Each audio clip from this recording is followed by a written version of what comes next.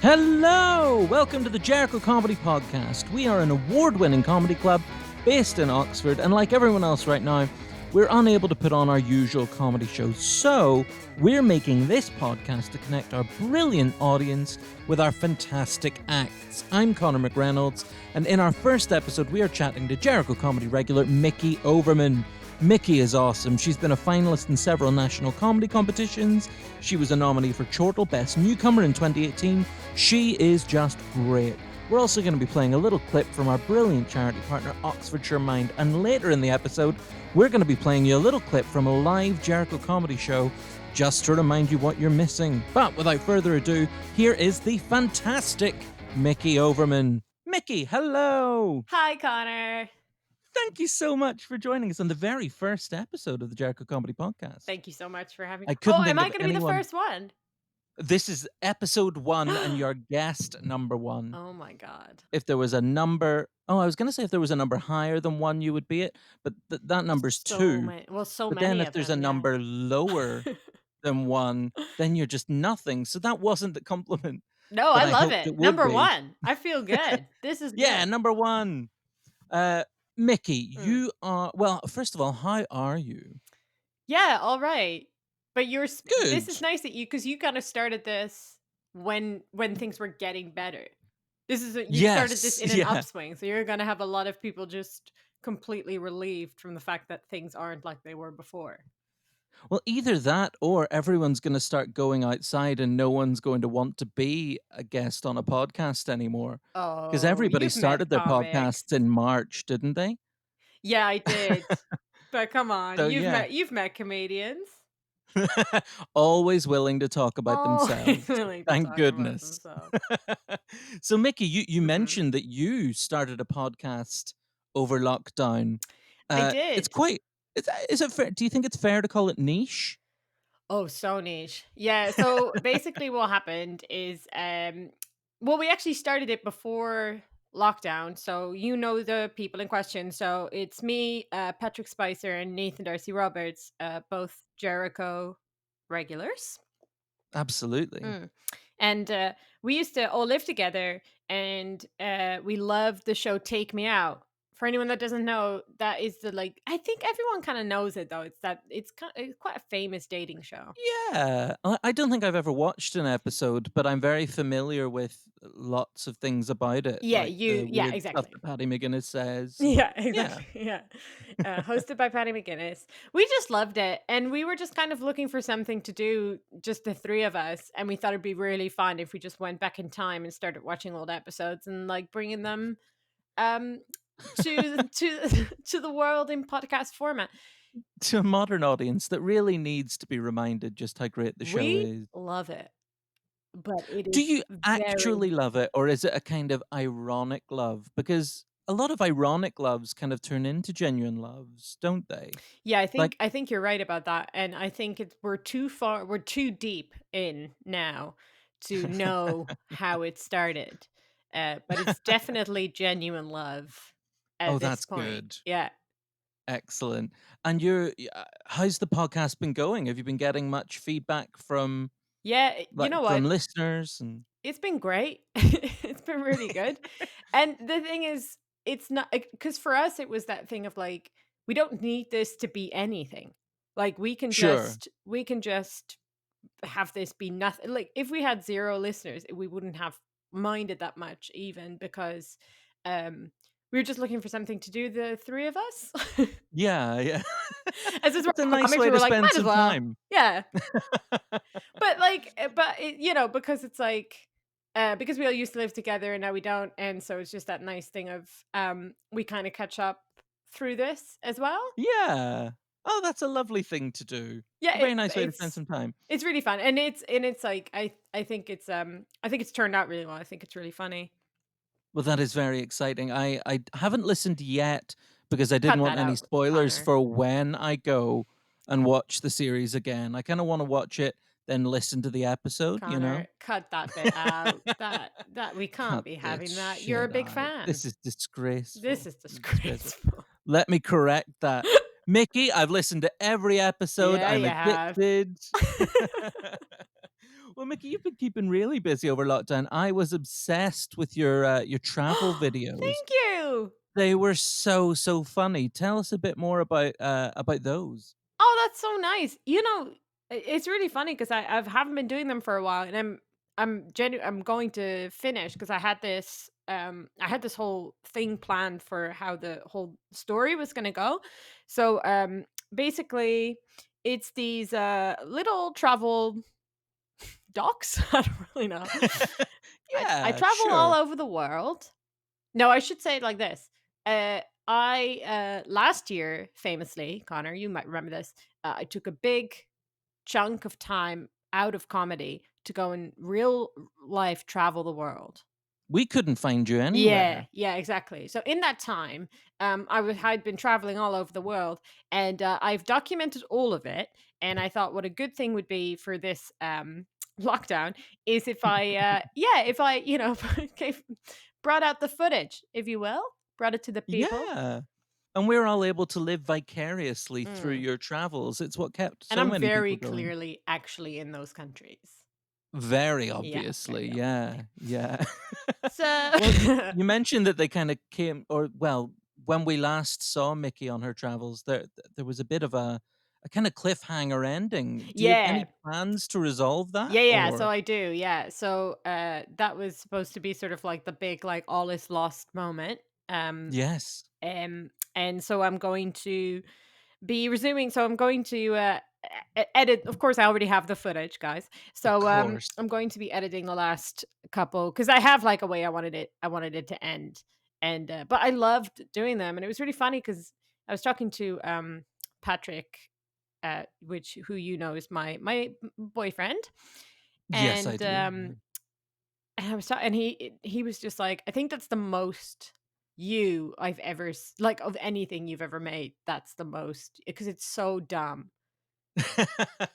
That's a very cool kinda compliment to pay to it as well because it's Yeah, so funny and charming and very, very silly. thanks. And it's very nice when you find that kind of, yeah, that thing that is very you. Yeah, I think it's so hard, especially with stand up, because you're doing so many things at once, and to be authentic, like completely authentically doing the thing that you find funny is almost never possible because you have to translate that in some way to your audience who's right in front of you.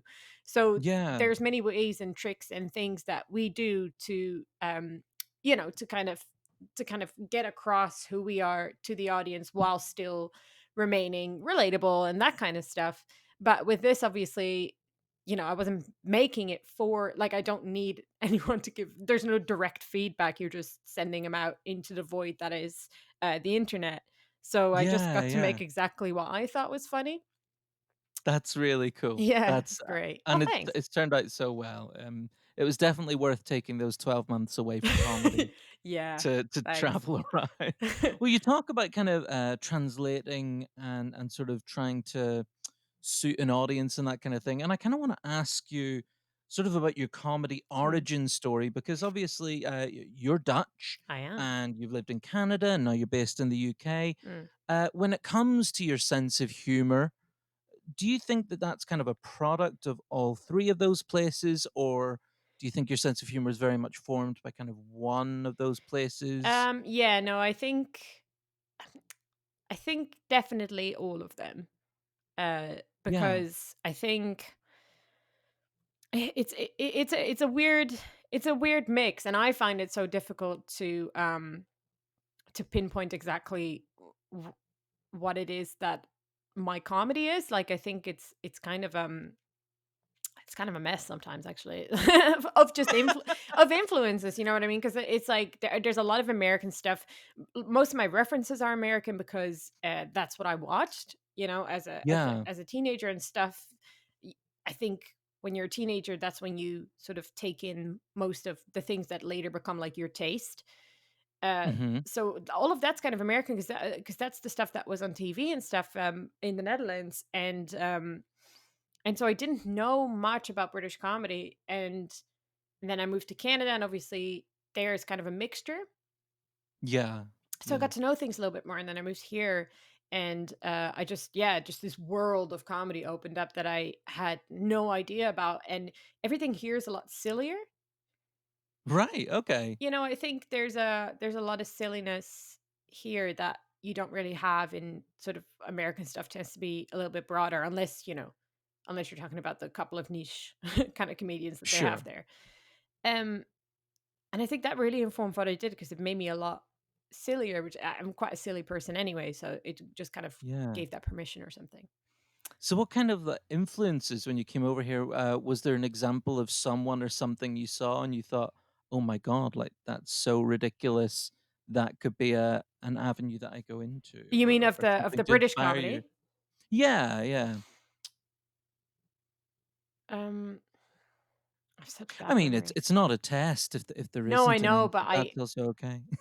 this is so stupid because I know I've watched things on stage that what was the thing that I know there's something that where I went away and just thought A that's kind of light amazing. bulb moment. Could We not can tell come you. back to it.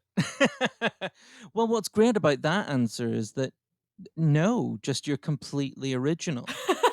Yeah. That's what it is. Any influences? Nope, none at all. Yeah, none I'm at one of a all. kind, baby. I've sort of invented the wheel, if you will. Oh, that's Well, so Mickey, can you annoying. remember can you remember your first ever gig? Yeah. Do you Uh, wanna tell us about it? Absolute smasher. Um, the first I had sort of 2 'cause I did, a comedy course. Oh, Oh, yeah. very bad. You can't teach people how to be funny. This is for the listener. People in comedy really look down on comedy courses for some reason. Um, I did a comedy course, and I had a wonderful time I at know. it. I think it's so ridiculous, but I know it's like it's supposed to be like a source of shame for people who've done it, It is, yeah, isn't but we it? don't have to buy into that. No, I know. Let the shamers get caught in their shame, and we'll That's keep right. enjoying ourselves. Yeah, no, I moved here with this idea of trying stand up. I'd never done it before. And so I moved to the UK and then I was like, right, now what? Like, I don't know how this works. So I went and did the course and then the sort of, the end of the course is where people do a gig, right? That's Yeah, probably what happened with you as well. So it that was was indeed, yeah. lovely. Where was your course? Which one The did you course was do? in Camden, and the gig was at Backyard Comedy Club, which is a great comedy club. Oh, cool, Yeah, yeah. and so Jeff Innocent, who's like this renowned club comic, he was hosting it, and Great. it was just lovely because all of the audience was like friends and family of Yeah. the people who were doing it. So everyone knew that it was the first time. So everyone was so lovely. So that was wonderful. Just every joke landed, which I have a video of it, and I laughed because like every joke landed. Not even the things that landed. Not everything is a joke. You know what I mean? Because like they're just so nice that they're just laughing at Yeah. everything you're saying, and then you look Just back in on it. case it was intended to be a punchline. Yeah, and then you look Yeah. back and you're like, "Yeah, that's nothing."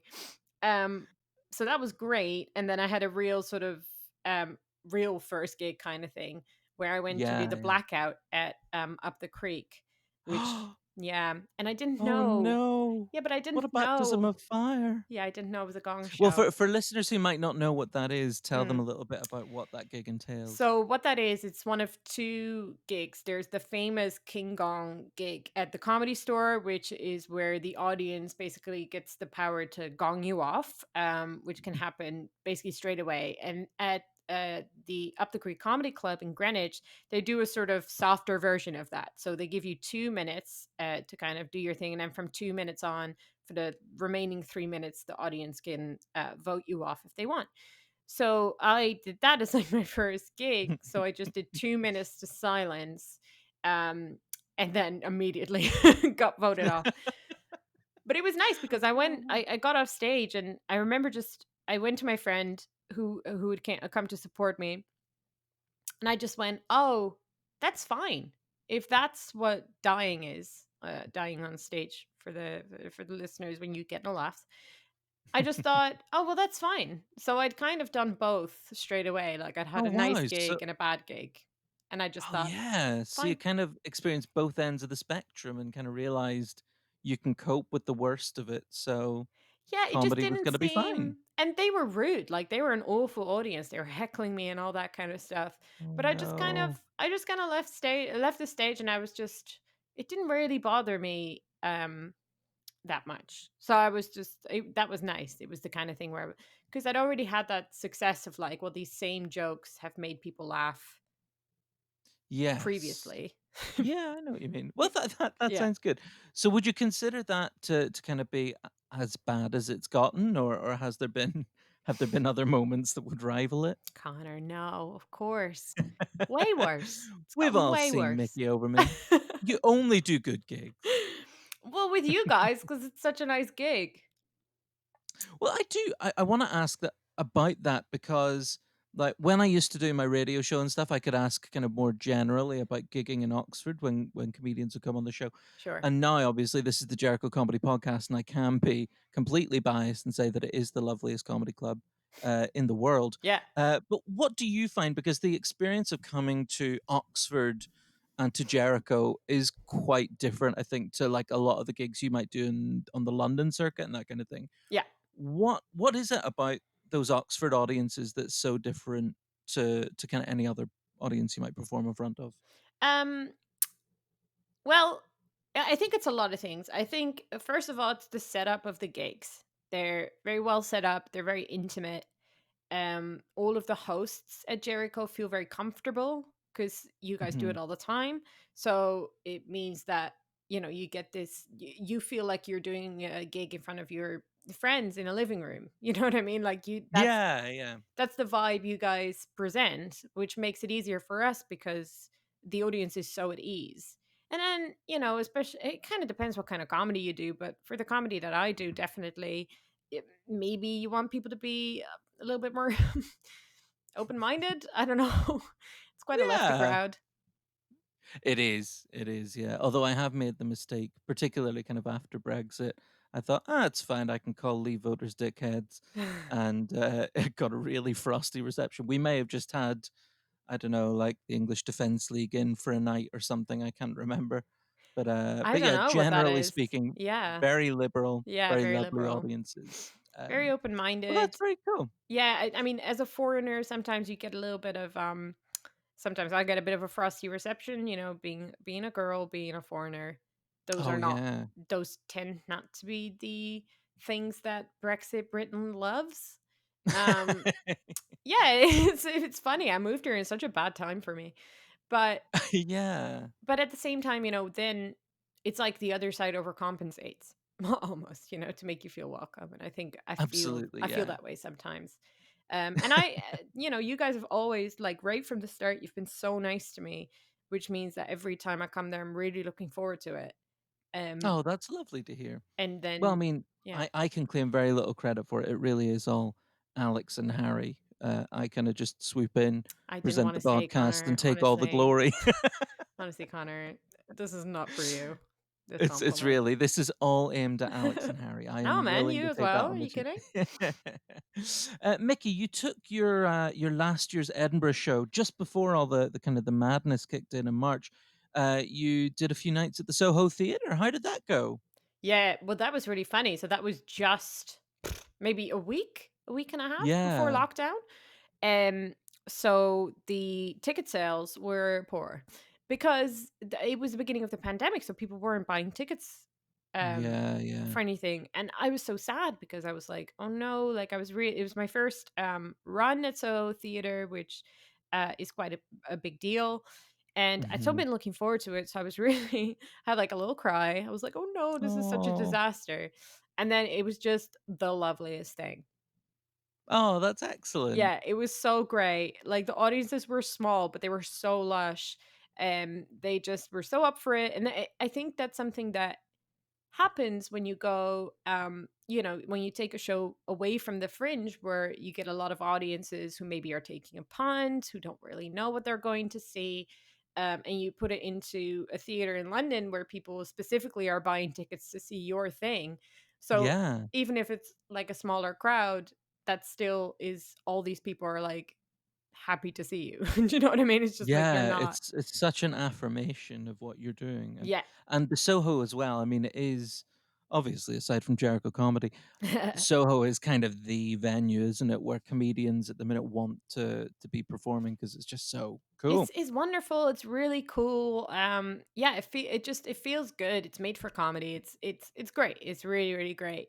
If Oh, anyone well, I'm has so its pleased that you got to do it before all the madness kicked in, and Me then too. obviously on the other side of this, they'll be desperate to have you back to perform to bigger audiences. Oh gosh, I hope so. And I think so. Because the thing was that in that because it was literally like the week before everything was closing down.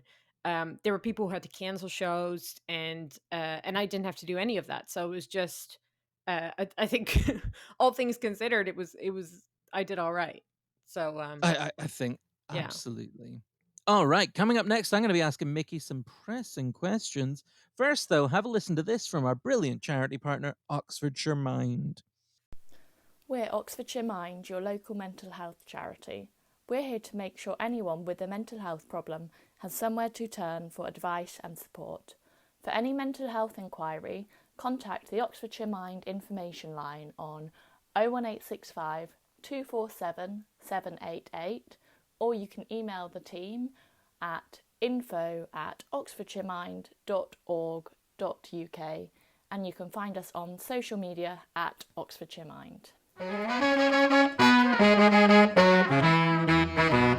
Right, now it's time to ask our guest, Mickey Overman, some pressing questions. Mickey, these are some seriously tough, uncompromising questions, and I just need your Oh, honest answers. Can you do that? okay. Brace yourself. Here we Okay. go. Mickey, if you were stranded on a desert island and you were given an endless supply of only one food, what would you choose? Tomatoes. What? I know. That is not the food I was expecting. What's the food you were T- expecting? I don't know anything other than tomatoes. I know, I love tomatoes. I mean, what would you do with them? You know, Just one eat day you, them. you kind of eat them raw Yeah, for a it's bit of not a good variety. answer. Probably bananas. I mean, I don't want to make you doubt yourself. This is your island I experience, know, but I don't know. I was thinking about something I really like that I like to put in, like, loads of stuff. But actually, if it's just I'm just eating tomatoes by themselves, maybe that's not the ideal scenario that I want for myself. well, Uh what's the most fun thing you do with tomatoes? I mean, I just, put them in salads, put them in pastas, put them in stews, put them sure. in So just quite traditional anything. things to do with tomatoes, but they're a great food stuff. I can't believe I'm getting slammed about my tomato uses. Sometimes I sound sarcastic when I'm just being genuinely optimistic, and I would You hate for said that to quite be traditional taken. things to do with tomatoes. I don't care how you put that counter. Traditional, I'm very right wing. Traditional is a huge compliment coming from someone like me. All right, Mickey, if you were a Bond Yeah. villain, what would you call yourself, and what would your lair be like? Something quite traditional, like a inside of a volcano or Oh my god. What would I call inside of a myself? tomato? The name's quite a tricky Eagle one, yeah. pussy. What was the name? Eagle pussy? Feel like that's a really good That is name for a brilliant. villain. I am seeing Connery era Bond Yeah, taking on Eagle Pussy. absolutely. Fantastic. Um, what would my lair be like? Ooh, okay. I'm imagining like high-tech cave. Oh, nice. I Okay. like that when it's like they go through like a So kind of slit what just looks like a wall of rocks, and then it's just like this incredible cave that's full of high-tech um I love it. A apparatus kind of apparati. sort of Al Qaeda meets Silicon Valley type thing. Yes. Yeah, That's a yeah. very cool look. I've You thought really about this nailed it there, before, Connor. apparently. So Eagle Pussy. Yeah. is in an Al Qaeda style cave with just some really nice computers. Yeah, and when I say nice computers, I am imagining like an old school, movie, so it is, like big ass computers. Oh yeah, the ones that you kind of need to turn a crank to turn them Yeah, on, yeah, that yeah, kind of yeah, thing. yeah. Love it. People are like high tech. It's All like, right, Mickey, what is the cutest baby animal? oh, but it's kitties. I Oh, think yeah, that is the correct answer. yeah, I mean, I don't wanna, like, bore you and give you another traditional answer, um, but it is just little kittens. They're the Tiny best little ones. kitties and they squeak. It's Their just little so squeaky great, meows. and I really want a Oh. cat. I mean, I won't get one because, like, I'm working my way up. I just got a plant and Oh, yeah. How are you finding plant ownership? Because I'm really stressed with it. okay, I love it, but Mhm. it's early days, and we're always home. Yeah. True. Yeah. What's it gonna be like when it comes to watering it during gig time? Exactly. I'm away a lot. When actually I'm doing this job for reals, I am actually away a lot, a lot of weekends Yeah. and stuff, and I'm lucky that my boyfriend is often there, but if he's also gonna be away gigging and stuff, it's just like, I've no idea. These plants will die. Um, He's just gonna have to be a stay-at-home plant dad. yeah, he's going to have to I try and tell him this at least once a day. It's like, "You're going to have to give up your career goals, so that I can have a career and a plant." And he I'm pretty responds sure we could well. get our Jericho audience to back that. We can start a campaign, just get Patrick to retire from I comedy think to look it's after the important plant. that we get this started right now. He had a good run. He had a He good had a good run. run, we all Hashtag enjoyed seeing Patrick Spicer, cancel but Patrick we'll Spice's always have the career. YouTube videos. Yeah, Cancel that's Patrick. right. Brilliant. Well, Mickey, who would be the most intense person to be stuck in a lift with? Um, I don't know. I've always thought Damien Rice wouldn't be much crack. Like he's a very sincere guy. Yeah, I think it has But to be it has to be someone sincere, doesn't it? Well, for me personally, it would yeah. probably be one of my sisters. Um, you know what I mean? Like, I live across the, canal for a reason. But, oh, no, bless them, they're so nice. I hear you. Yeah. Sisters. Fuck them. Just sisters, because 'cause they're sisters, and, like, they can Sisters. push my buttons like literally no one else can. Like, they'll do stuff Yeah. that wouldn't bother me when anyone else did it, and I will just have a full-on breakdown because they are the ones that did it. Yeah. Well, I mean, you guys, you've had a lifetime of practicing how to press each other's buttons. It's So, of incredible. course, it's going to Yeah, be easy. yeah, Yeah. exactly. The only skill set you get out of being a sibling is just the ability to annoy someone just instinctively without even having to think about it. Yeah, exactly. But if it's someone more, that everyone would know, it would have to be an actor. Yeah. Like, someone who takes the craft really seriously. Like a Daniel Day Lewis Yeah, type. something like that, where you're like, "Oh, snap out of it, mate." Like, that's not Yeah. Take a day off, yeah, take Daniel. a day off. Yeah. And it's so unfair because, like, especially with him, he does such incredible work. So you're like, "Okay, well, it's Oh, clearly yeah. working." I just Like, we all admire you, yeah. Daniel, but, I lighten up. yeah, Just I we're wouldn't stuck wanna in this be lift, let's have a giggle. exactly. I wouldn't wanna be stuck in a lift with him when he's, like, No. pretending to be Abraham Lincoln, even though, they have a week off from shooting. It's like, "Alright, calm down." Full on method, that would be a nightmare. Such a Mickey, here's another mhm. question, about one of your passions. If ketchup is derived from tomatoes, what do you think brown sauce is made of? That's a very good question. Good God. Hmm. Here's the thing, I don't know what it is. No, well, nobody Nobody does. does, right? What is it? I mean, I guess it's a little bit kinda spicy, but then But is it?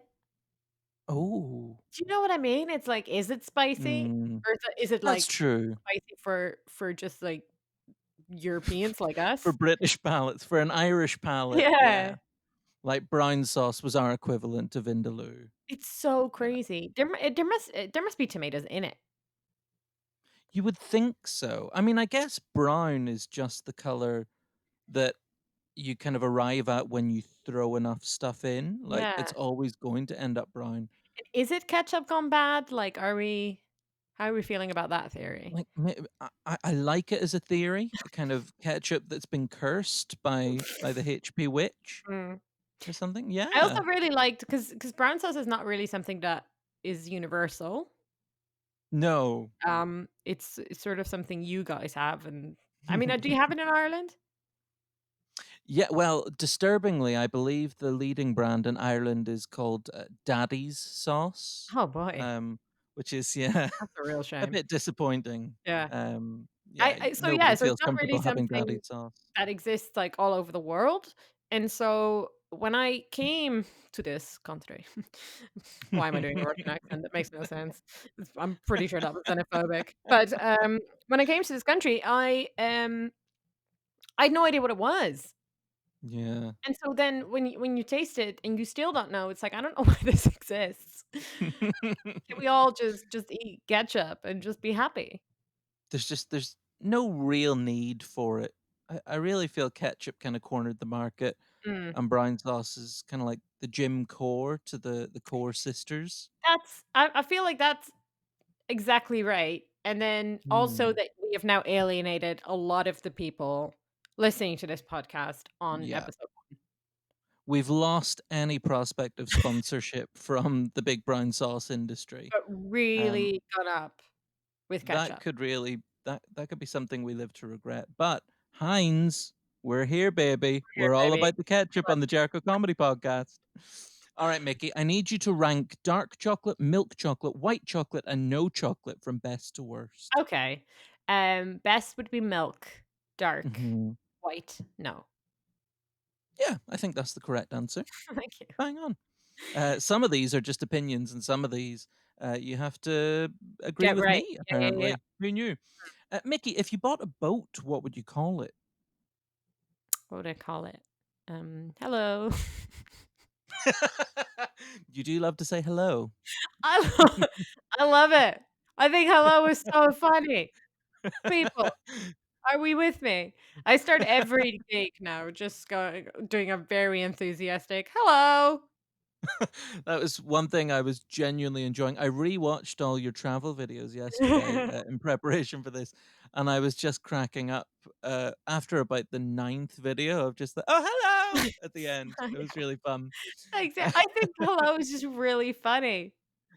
I don't know why. Especially when you say it overly enthusiastically. I'm definitely in agreement. I think there's something so, like, vulnerable about a really enthusiastic hello, 'cause it's like, It you kinda don't know what you're sets gonna such a get. hopeful tone for a So conversation, doesn't it?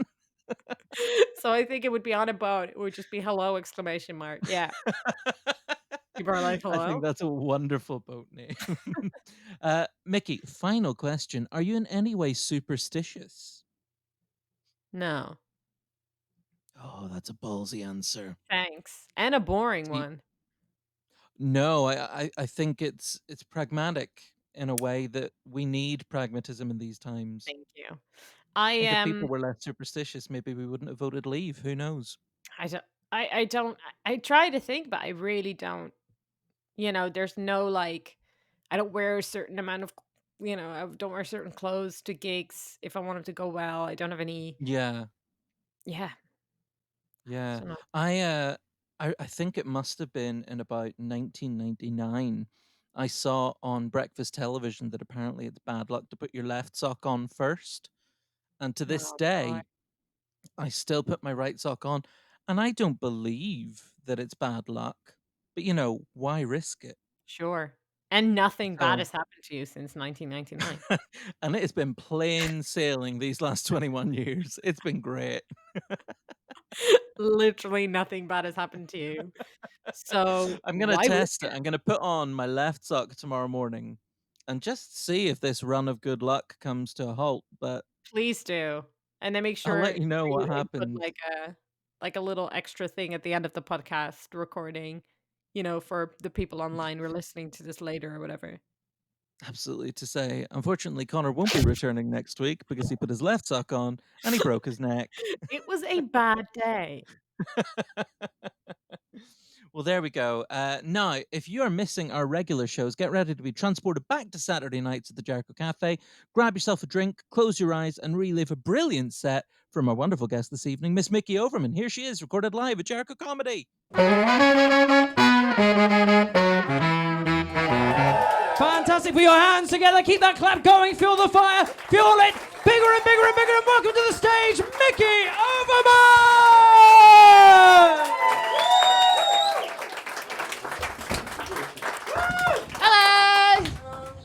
Hello. Hi guys. My name is Mickey. I am Dutch. Hey. Okay, good. That's not what this accent is. I'm aware. I got this accent from watching 90s American TV and fucking my Irish ex-boyfriend for long enough. His penis gave me a twang. Did I say that right? Twang? Is that right? Twang. Twang? No. Yes. No. Herpes. No, twang. Kidding. Good. I've been here for in the UK for almost 5 years. It's very exciting, and I think I'm integrating well. I don't want to brag. Like I don't want to be like, oh, I know everything about the British, but I have read all 3 Harry Potter books. I'm doing pretty well, and I'm feeling good. Like I'm feeling really good this year. I feel like I like getting older. Like I'm feeling more confident. You know, I feel like I'm ready to sort of like let go of the girl and become like a woman. Although first step would probably be to get rid of the quotation marks. But woman, I'm ready. Because like my mom's a very strong woman. My grandma, a very strong woman. My grandma's amazing. She's single, widowed. And loving it. And she's amazing. She's so great. I don't know if you guys will think this is funny, but well, I'm going to try it. Thank you so much for your encouragement. Okay, so one time she told me, I think this is so funny. She told me that, she said, Mickey, your grandfather wasn't perfect, but he was always up for it.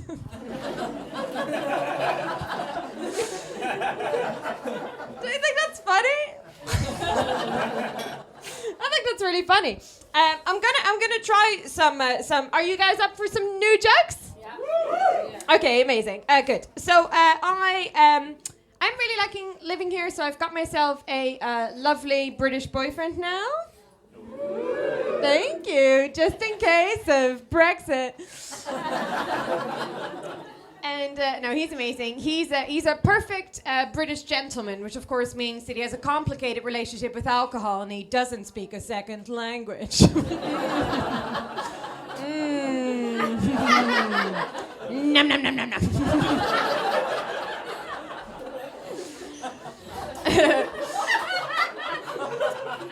He's amazing, and he's really great. And I think it's because of him that I'm really enjoying talking about sex on stage, because we're in a long-term committed relationship, so we're not having any. And it's amazing, and it's because we have opposing schedules, so sometimes we don't see each other for 2 days straight. And believe me, you don't want to come in at midnight and be the first thing you hear be like, "Hey baby, take off your clothes." It's not nice. He was very clear about that. Does not like it when I do that voice, and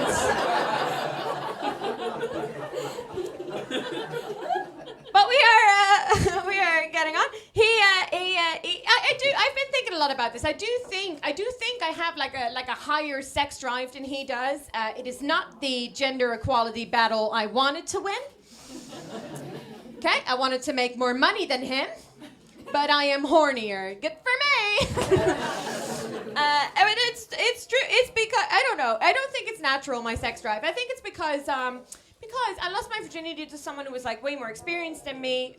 Which, by the way, losing your virginity to someone way more experienced than you is a bit like inviting someone to a party where you're like, look, I know you probably enjoy parties and hanging out for a while, but for this one, I literally need you to just come through the door.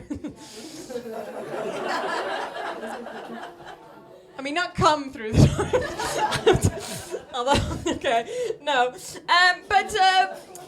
But basically, so he was much more experienced than me, and what started happening is I was a little bit intimidated by him, and then about like when we sort of like got into a groove, like when we started doing it a little bit more on the regs, I started. Thank you. I started.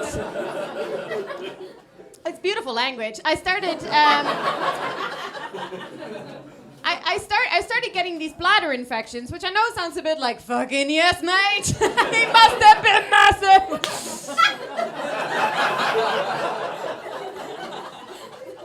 No, it was not that. It was because I didn't know that as a girl you need to pee after sex. I wasn't taught that in school. That was not part of my sex ed. My sex ed was very simple. It was just the Duchest guy on the planet. He just walked into class. He went like this. He went, some people are men, some people are women. Together, it's nice. That was it. And then because of the antibiotics that I had to take for the bladder infections, I started getting these other infections as well. Now, I don't want to ruin your Saturday night by being too graphic, but basically imagine the analogy from before. So imagine that I finally started enjoying the parties, and then the parties became riddled with yeast.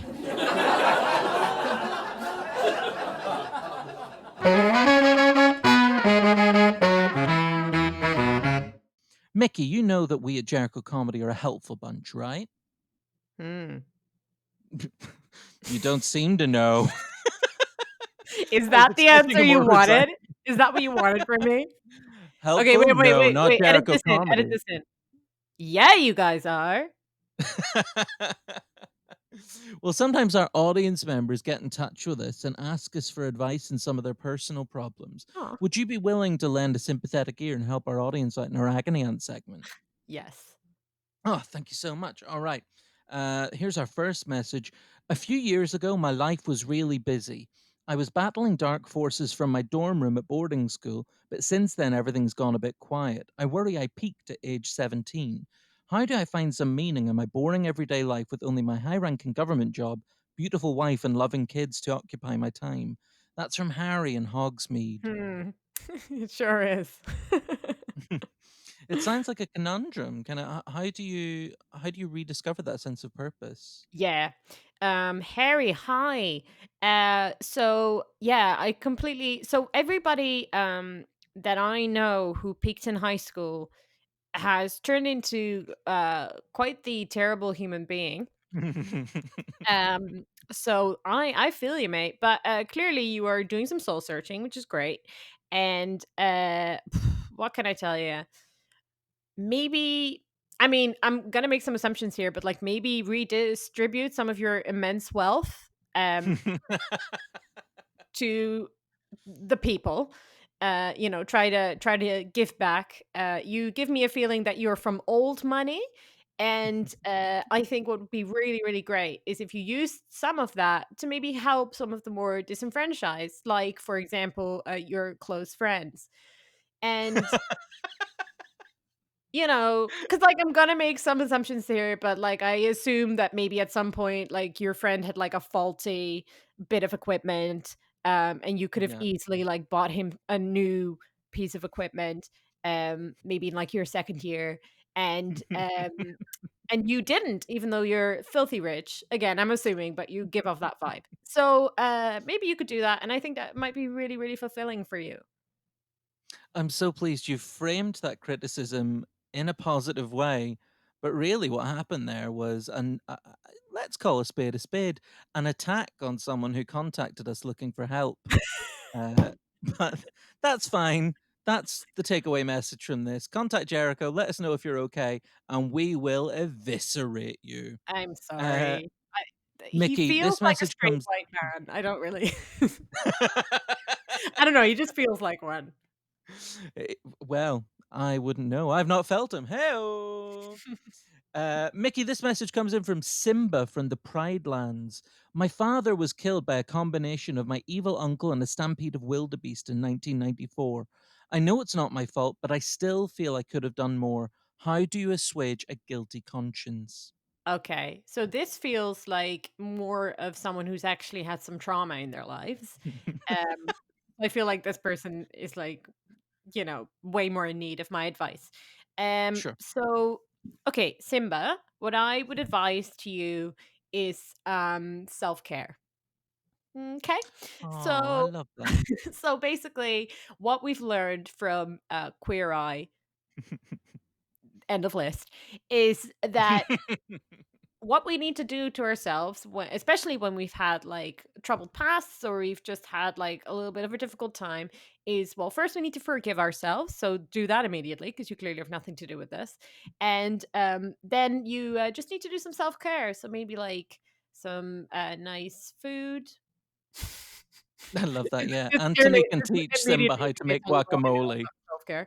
Maybe some food, maybe some candles, maybe like buy yourself a nice gift. And Yeah. if you happen to be like the king of like a whole all of the species, then know that you deserve that. Oh, I love that. I bet that really changed his life Yeah, in and a well, way that, I won't attack him anymore. Not that I would have. All right. Our final message comes in from Bruce in Gotham City. I live something of a double life, but the only person I can talk to about it is my butler. How do you find a perfect work life balance? I'm so lonely and angry all the time. Okay. Hey, Bruce. Are you going Um, to tell him to redistribute the wealth I again? think maybe Or you should redistribute. I'm just okay. I'm just gonna make some assumptions here, but I think you might be a straight white man. Um, who's filthy rich. You just give off that vibe. So yeah. maybe what you could do is instead of running around in what I assume is some weird suit that your butler made for you, I'm actually not sure. What you could do is just kind of take the focus away from your butler, like give him the night off. What are you doing? And Yeah. just kind of redistribute some of your immense wealth. I think actually, Bruce, that might be really, really fulfilling for you. I think that's perfect advice. I think that is, you have fixed all of these guys' problems, Mickey. Not Yeah. only are you an entertainer, but you're a healer as well. Oh, yeah, thanks. No, I knew that already, but thank you. But it's nice to have it reaffirmed, I'm sure. Mickey, before we go, can you remind our lovely listeners the name of your wonderful podcast that we should all be listening to? Yes, it's called Talk About Take Me Out, and we talk about Take Me Out. That Very is the self-explanatory. elevator pitch. It's the elevator pitch. Also, well, we've been so obviously because it's been lockdown, we've just been doing it the three of us, which is great. But next season we are planning to bring in some guests, which we had planned to do earlier. But That's very exciting. Are you yeah, hoping to get like actual people who have been on the show? What no. about Paddy McGuinness himself? Oh my god, can you imagine? We love him, but That's the dream. yeah, that would genuinely be the dream. But we've been talking because we decided to start this before lockdown all started and stuff, and we'd been talking just to comics around us, just being like, oh, we're gonna do Excellent. this thing, and everyone loves it. Everyone loves the show. So It is, we just had it's a such lot a of great people idea. very enthusiastically be like, oh my god, yeah, can I come on? So yeah. That's brilliant. Well, we will definitely be checking that out. And Mickey, if we want to kind of stay across all your gigs when we're allowed to gig again and that kind of thing, how can our listeners follow you on social media? Yeah, follow me on Instagram or Twitter. I'm at Mickey Overman.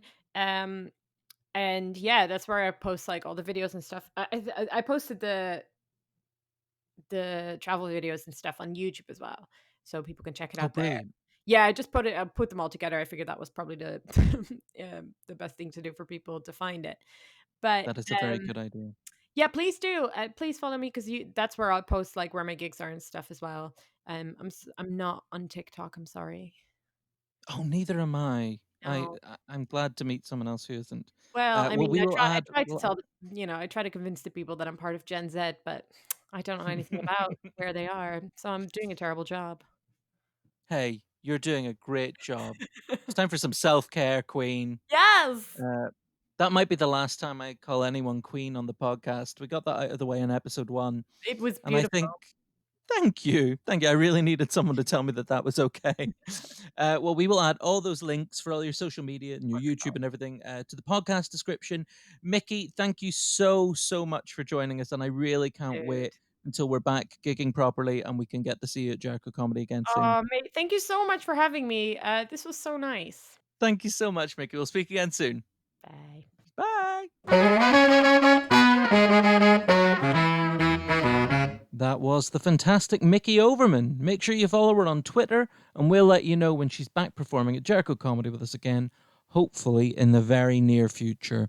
That's it for episode 1 of the Jericho Comedy Podcast. Thank you so much for tuning in. Please do like, subscribe, review, all that stuff. Follow us on social media. Visit our website, www.jerichocomedy.com, for all the info on our summer drive-in shows. If you enjoyed the podcast, and if you can, go to our Just Giving page to donate a little bit of money to Oxfordshire Mind, who are doing invaluable work. Jericho Comedy have raised over £70,000 in the last few years for Oxfordshire Mind, and we'd really love to keep that going through these strange times. We'll be back with another episode of the Jericho Comedy Podcast next week. Until then, bye-bye.